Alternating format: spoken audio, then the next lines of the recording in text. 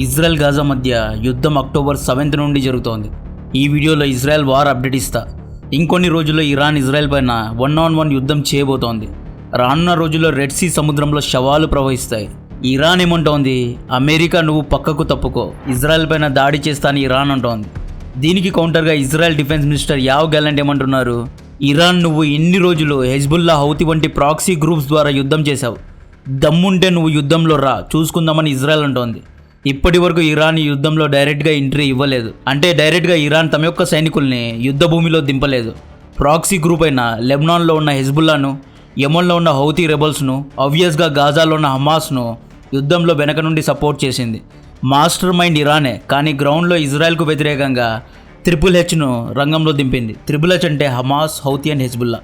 గత కొన్ని వారాల నుండి ఇజ్రాయెల్ వార్ అప్డేట్ ఇవ్వమని చాలామంది మెసేజెస్ పెట్టారు. చాలా పెద్ద డెవలప్మెంట్ యుద్ధంలో జరిగిందండి. ఏప్రిల్ 2వ తేదీన సిరియా క్యాపిటల్ సిటీ అయిన డమాస్కస్లో ఉన్న ఇరాన్ కాన్సులేట్ పైన ఇజ్రాయెల్ దాడి చేసింది. ఇజ్రాయెల్ సిరియా, లెబనాన్ పైన దాడి చేయడం ఇదేం కొత్త కాదు కదా, ఇంతకుముందు చాలాసార్లు దాడి చేసింది అనుకోవద్దు. ఈసారి ఇజ్రాయెల్ ఇరాన్ యొక్క కాన్సులేట్ పైన దాడి చేసింది. ఈ కాన్సులేట్ లోపల ఇరాన్ రెవల్యూషనరీ గార్డ్ ఫోర్స్లో ముఖ్య భాగమైన కుడ్స్ ఫోర్స్ లీడర్ అయిన జనరల్ మొహమ్మద్ రెజా జెహేదీ కూడా ఉన్నారు. ఈ దాడిని మేమే చేశాము అని న్యూయార్క్ టైమ్స్కి ఇచ్చిన ఒక ఇంటర్వ్యూలో నలుగురు ఇజ్రాయెల్ ఒఫీషియల్స్ కన్ఫర్మ్ కూడా చేశారు. అయితే వీళ్ళు మేము దాడి చేసిన బిల్డింగ్ డిప్లొమాటిక్ బిల్డింగ్ అనుకోలేదు అన్నారు. ఈ దాడుల్లో దాదాపు 13 మంది చనిపోయారు. అందులో 7 మంది ఇరాన్ సీనియర్ ఆఫీసర్స్ ఉన్నారు. కుడ్ ఫోర్స్కు చెందిన జనరల్స్ ఉన్నారండి. డిప్లొమాటిక్ బిల్డింగ్స్ అయినా, కాన్సులేట్స్ పైన, ఎంబసీస్ పైన ఎవ్వరూ దాడి చేయకూడదు. సింపుల్గా చెప్పాలి అంటే కాన్సులేట్స్, ఎంబసీస్, బిల్డింగ్స్ పైన దాడి చేస్తే ఇరాన్ దేశం పైన దాడి చేసినట్లు భావిస్తారు. సిరియాలో ఉన్న డిప్లొమాటిక్ ఆఫీసర్స్ యొక్క బిల్డింగ్స్ లీగలీ ఇరాన్వి. ఇలా చేయడం అంతర్జాతీయ చట్టాన్ని ధిక్కరించినట్లు అవుతుంది. ఇంటర్నేషనల్ లాస్ను, జెనీవా కన్వెన్షన్స్ను ధిక్కరించినట్లు అవుతుంది. జెనీవా కన్వెన్షన్ అంటే ఫండమెంటల్ ప్రోటోకాల్స్. 2 దేశాలు లేదా 2 పార్టీలు యుద్ధం చేస్తున్నప్పుడు హాస్పిటల్స్ పైన దాడి చేయొద్దు, అంబులెన్స్ పైన దాడి చేయొద్దు, స్కూల్స్ పైన, యూఎన్ ఆఫీస్ పైన దాడి చేయకూడదు అని జెనీవా కొన్ని ఫండమెంటల్ రూల్స్ను పెడుతుంది. మీరు కొట్టుకు చావండి, కానీ ఈ ప్రోటోకాల్స్ను పాటించండి అని జెనీవా అంటుంది. సో జెనీవా రూల్స్లో ఎంబసీస్ పైన, కాన్సులేట్స్ పైన దాడి చేయొద్దు అని కూడా ఉంది. ఇజ్రాయెల్ కాన్సులేట్ పైన దాడి చేయడం తప్ప అంటే ఎస్, ఇంటర్నేషనల్ లా ప్రకారం తప్పు. బట్ ఎంబసీస్లో, కాన్సులేట్స్లో కూర్చొని మిలిటరీ ఆఫీసర్స్ యుద్ధ వ్యూహాలు చేయడం కూడా తప్పే.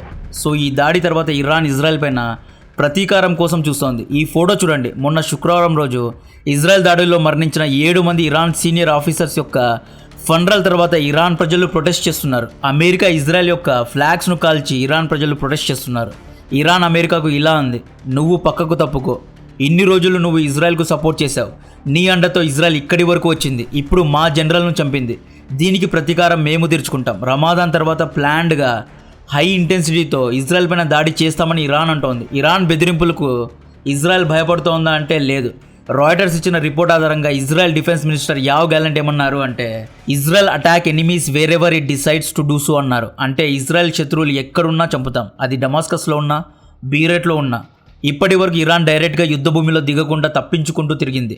హెజ్బుల్లా, హౌతీ, హమాస్ ద్వారానే యుద్ధం చేసింది, ఫండింగ్ చేసింది, వెపన్స్ అండ్ అమ్యునేషన్స్ను ఇచ్చింది, డ్రోన్స్ను ఇచ్చింది, హమాస్కు ఫండింగ్ చేసింది, డిప్లొమాటిక్ ఛానల్స్ ద్వారా సహాయం చేసింది, పెద్దన్నలాగా వ్యవహరించింది. కానీ ఇక ఇవి చెల్లవు. బురదలో కాలు పెడితే మట్టి వాసన తెలుస్తుంది.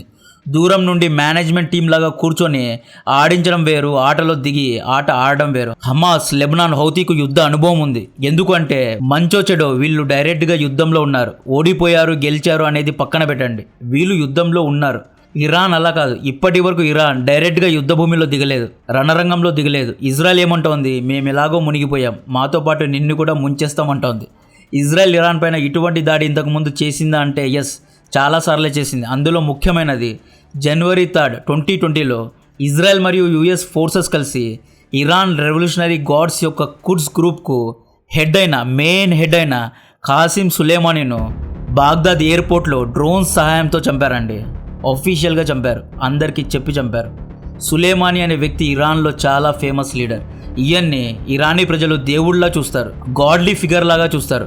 ఈ దాడి తర్వాత ఇరాన్ ఇజ్రాయెల్ పైన, అమెరికా పైన యుద్ధాన్ని ప్రకటిస్తుంది అని ఆల్మోస్ట్ అందరూ అనుకున్నారు. కానీ ఇరాన్ యుద్ధం చేయలేదు, టైం తీసుకుంది. హమాస్ ద్వారా ఇజ్రాయెల్ పైన అటాక్ చేసింది. కేవలం నామ్కే వాస్తే అమెరికన్ బేసెస్ పైన దాడి చేసిందంతే. ఈసారి కూడా ఇరాన్ డైరెక్ట్గా దాడి చేసే అవకాశం లేదు అని రాయిటర్స్ అంటోంది ఇజ్రాయెల్ ఎంత రెచ్చగొట్టినా ఇరాన్ డైరెక్ట్గా యుద్ధం చేయదు అంటున్నారు.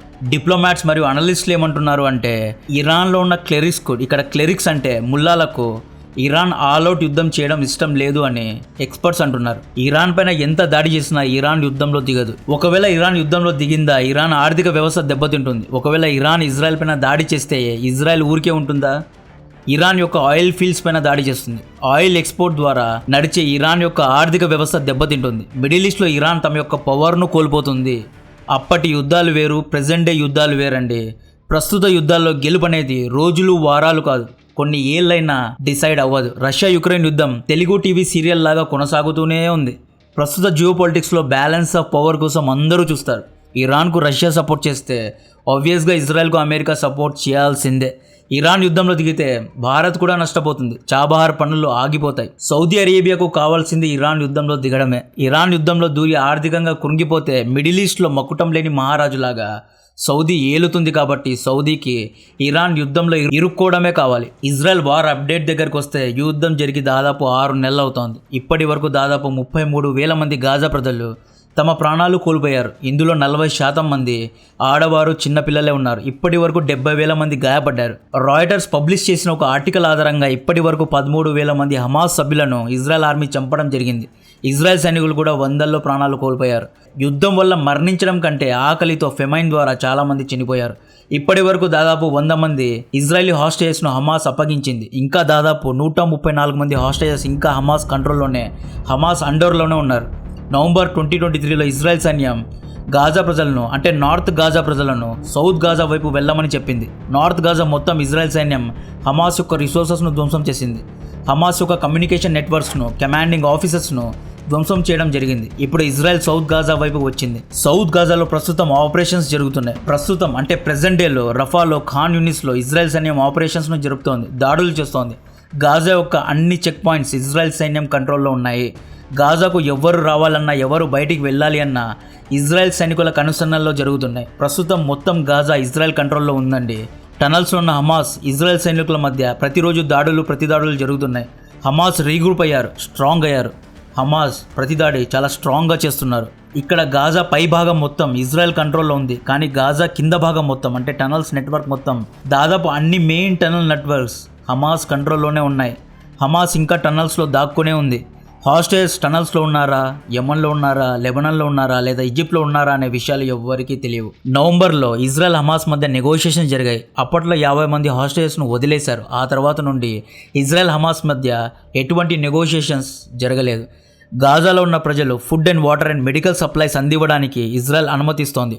ఇజ్రాయెల్ అనుమతిస్తేనే ఎయిడ్ అనేది గాజా ప్రజలకు దొరుకుతుంది. ప్రతిరోజు ఇజ్రాయెల్ సైనికులు చెక్ పాయింట్స్ ద్వారా దాదాపు 500 హ్యుమానిటేరియన్ ఎయిడ్ ట్రక్స్ను అంటే ఫుడ్ అండ్ వాటర్ ట్రక్స్ను గాజా లోపలికి అలౌ చేస్తున్నారు. గాజా ప్రజలు ఫెమైన్ అంటే కరువు కారణంగా చనిపోగలరు అని IPC global hunger monitor management అంటోంది.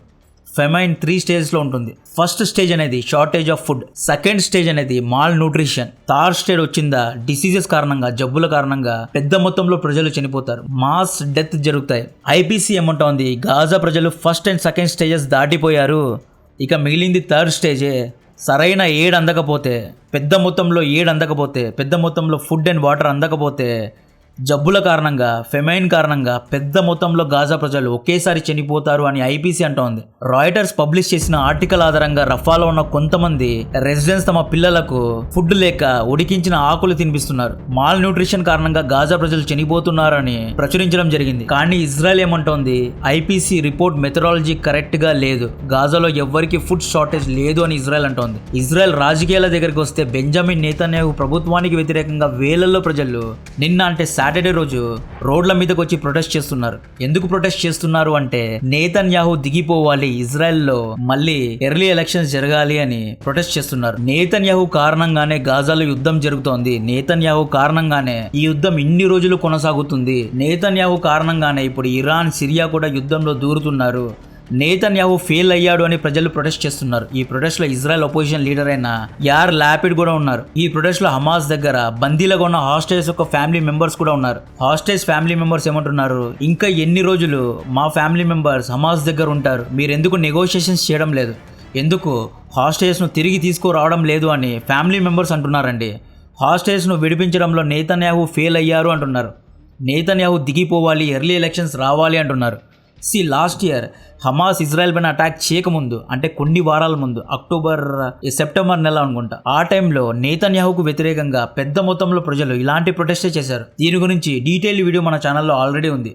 నేతన్యాహు న్యాయ వ్యవస్థ యొక్క అధికారాన్ని లాక్కునేలాగా చట్టాలు తీసుకొచ్చాడు అని ఆ ప్రొటెస్ట్ చేశారు. నేతన్యాహు పైన లంచం తీసుకున్నాడు అనే ఆరోపణ కూడా ఉంది, స్కామ్ చేశాడు అన్న ఆరోపణ కూడా ఉంది. ఒకవేళ నేతన్యాహు పీఎం పదవి నుండి దిగిపోతే నెక్స్ట్ రోజు అరెస్ట్ అవ్వగలడు. నేతన్యాహు కెరియర్ మొత్తం ఖతమవుతుంది. అందుకే నేతన్యాహు యుద్ధాన్ని కొనసాగిస్తున్నారు అని కొంతమంది అంటున్నారు. సో ఇప్పుడు కొత్తగా ఈ యుద్ధంలో ఇరాన్ డైరెక్ట్గా ఎంట్రీ ఇవ్వబోతోంది. ఇరాన్ డైరెక్ట్గా వస్తుందా లేదా అనేది తెలియదు, బట్ ఇరాన్ ప్రకారం మేము డైరెక్ట్గా వస్తామని ఇరానీలు అంటున్నారు. స్లోగా ఈ యుద్ధం మిడిల్ ఈస్ట్ మొత్తం వ్యాపించింది. ఆయిల్ దిగుమతి కోసం సౌదీ, ఇరాక్, ఒమాన్ వంటి మిడిల్ ఈస్ట్ దేశాలపైన ఆధారపడే భారత్కు ఇది bad news. Middle east unstable అయితే ఆయిల్ ప్రొడక్షన్ తగ్గుతుంది. ఆయిల్ ప్రొడక్షన్ తగ్గితే ఆయిల్ రేట్స్ పెరుగుతాయి. రేట్స్ పెరిగితే మన దేశంలో పెట్రోల్, డీజిల్ ధరలు కూడా పెరుగుతాయి. పెద్ద పెద్ద నాయకులు కూర్చొని యుద్ధానికి ఇకనైనా ముగింపు పలకాలి. అయ్యిందేదో అయిపోయింది, ఇప్పటికీ 6 నెలలు అయింది. ఇకనైనా యుద్ధం ఆగిపోవాలి. Israel Palestine people deserves peace. America తన స్వార్థం కోసం రెడ్ సీ, మెడిటరేనియన్ సీ పైన పట్టు కోసం రెచ్చగొడుతోంది. ఇకనైనా ఇజ్రాయెల్, గాజా ప్రజలు ఈ యుద్ధాన్ని ఆపుకొని శాంతితో దీనికి ఒక 2 స్టేట్ సొల్యూషన్ తీసుకురావాలి అని, నేను కాదు భారత్ కూడా 2 స్టేట్ సొల్యూషన్ రావాలి అని అంటోంది. సో కాంటెంట్ నచ్చితే వీడియోను లైక్ చేయండి, ఛానల్ను సబ్స్క్రైబ్ చేసి అందరికీ షేర్ చేయండి. జై హింద్.